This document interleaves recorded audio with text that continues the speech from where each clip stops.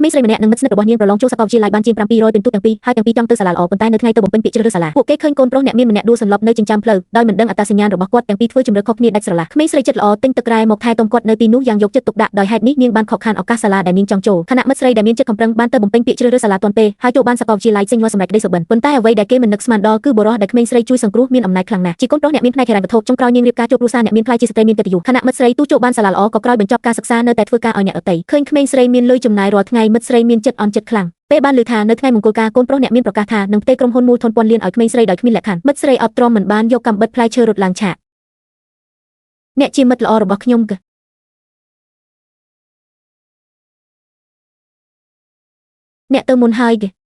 ឥឡូវគិតទៅបើមិនមែនអ្នកប្រហែលជាខ្ញុំកទេមិនមែនបែបនោះទេបញ្ចប់ត្រឹមនេះទៅចុងក្រោយទាំងពីរបានស្លាប់ប៉ុន្តែកាលណាក្មេងស្រីបើកភ្នែកឡើងវិញនាងឃើញថាខ្លួនបានកើតឡើងវិញមុនថ្ងៃបំពេញពាក្យជ្រើសរើសសាលាហើយមិត្តស្រីដែលតែងតែសន្សំលុយវិញបានរត់ទៅហាងតូចទិញទឹកដ៏ថ្លៃបំផុតក្មេងស្រីព្រាមដឹងថាមិត្តស្រីក៏បានកើតឡើងវិញដែរទើបដែលគិតបន្ទាប់ពីទិញរបស់រួចមិត្តស្រីរត់ទៅរកបុរសដែលសន្លប់ដោយសារក្តៅថ្ងៃនាងលើកទឹកចិត្តឲ្យក្មេងស្រីទៅបំពេញពាក្យជ្រើសរើសសាលាខណៈខ្លួនឯងនៅទីនេះថែទាំគាត់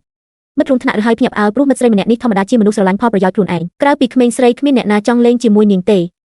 គ្មាននរណានឹកស្មានថានាងនឹងបោះបង់ឱកាសសាលាល្អដើម្បីមនុស្សមិនស្គាល់ម្នាក់មិត្តស្រីថែមទាំងនិយាយថាកន្លែងចូលរៀនមានកំណត់នាងសុខចិត្តឲ្យឱកាសនេះទៅក្មេងស្រី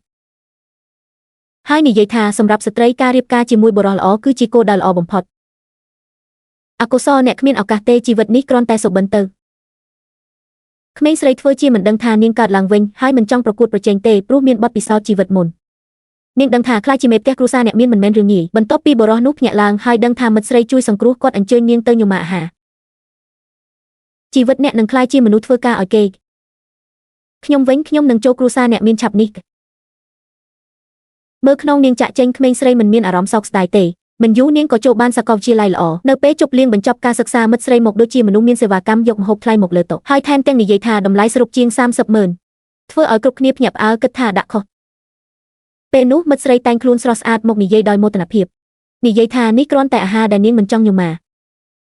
ហើយនិយាយថាថ្ងៃនេះនាងជាអ្នកចំណាយទាំងអស់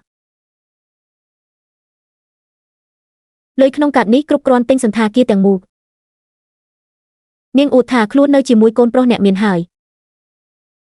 យក្មេងស្រីឃើញខ្សែពណ៌ក្រហមលើដៃនាងក៏មានអារម្មណ៍ចម្លែកមិត្តស្រីទទួលសារពីបុរសនោះហើយក៏ចេញទៅដោយមោទនភាព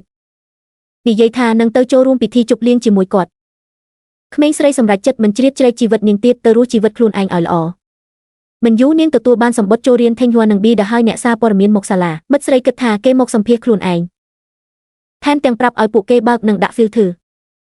ធ្វើឲ្យគ្រប់គ្នាសង្ស័យនិងច្របូកច្របល់គ្រប់គ្នានិយាយថាអ្នកសារព័ត៌មានមកសម្ភាសក្មេងស្រីដែលចូលបានថេងហួរមិត្តស្រីមើលងាយថាចូលថេងហួរក៏គ្មានអ្វីអស្ចារ្យនិយាយថាទោះបីបញ្ចប់ថេងហួរក៏ត្រូវមកធ្វើការឲ្យគ្រួសារខ្លួនមិត្តរួមថ្នាក់ខឹងនឹងគិតថានាងនិយាយហួសហេតុក្មេងស្រីដឹងថាមូលហេតុដែលនាងក្លាហានបែបនេះគឺព្រោះក្នុងជីវិតមុនថ្ងៃនេះគាត់បានសុំរៀបការជាមួយនាងដូច្នេះនាងជឿថាពេលនេះក៏នឹងមានការសុំរៀបការដូចគ្នាគ្រូមិនអាចទ្រាំបានហើយស្ដីបន្ទោសថាមិនគួរផ្សព្វផ្សាយគំនិតករៀនគ្មានប្រយោជន៍នាងយកសាលាមកដល់ក៏ចម្លែកដែរព្រោះមុននេះមួយខែនាងនៅជាសិស្សក្រីក្រពិសេសតែឥឡូវតែងខ្លួនដូចស្ត្រីមាននាងយកប្រាប់ឲ្យនាងចាក់ចេញព្រោះថ្ងៃនេះជាពេលរីករាយរបស់ក្មេងស្រីប៉ុន្តែនាងមើលងាយថាការចូលថេងហួរគ្មានអ្វីអស្ចារ្យនាងនិយាយថានឹងបង្ហាញឲ្យគេឃើញអ្នកណាជាតារាសាលាពិតប្រាកដនាងមិនព្រមចេញនាងយកឲ្យសន្តិសុខមក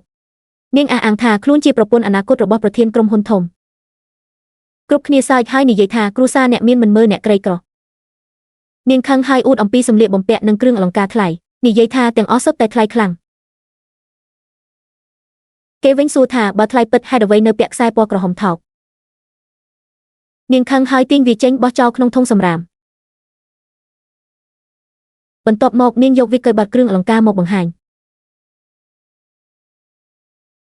នៅពេលគ្រប់គ្នានៅតែសង្ស័យរថយន្តប្រណិតមួយបានមកដល់មុខសាលានាងនិយាយឲ្យគេមើលឲ្យច្បាស់ថានាងមិនបាននិយាយកុហកបុរសនោះចុះពីឡានដោយកាន់ផ្កានិងចិញ្ចៀនគាត់លុតជង្គង់សុំរៀបការជាមួយនាងព្រមភ្លាមខណៈអ្នកជុំវិញភ្ញាក់ផ្អើលគ្រប់គ្នាមិនជឿភ្នែកខ្លួនឯងមានតែក្មេងស្រីប៉ុណ្ណោះដែលមើលហើយមិនមានអារម្មណ៍អ្វី នាងដឹងថាការរៀបការចូលគ្រួសារអ្នកមានមិនមែនជាសុភមង្គលពិតប្រាកដនាងជឿថាផ្លូវរបស់ខ្លួនគឺការរៀននិងជីវិតដែលខ្លួនជ្រើសរើសរឿងនេះបង្ហាញថាជីវិតមិនអាចផ្លាស់ប្ដូរដោយការភ្នាល់លើអ្នកដទៃបានទេតែត្រូវពឹងលើខ្លួនឯងនោះហើយជាជម្រើសដែលមិនសោកស្ដាយ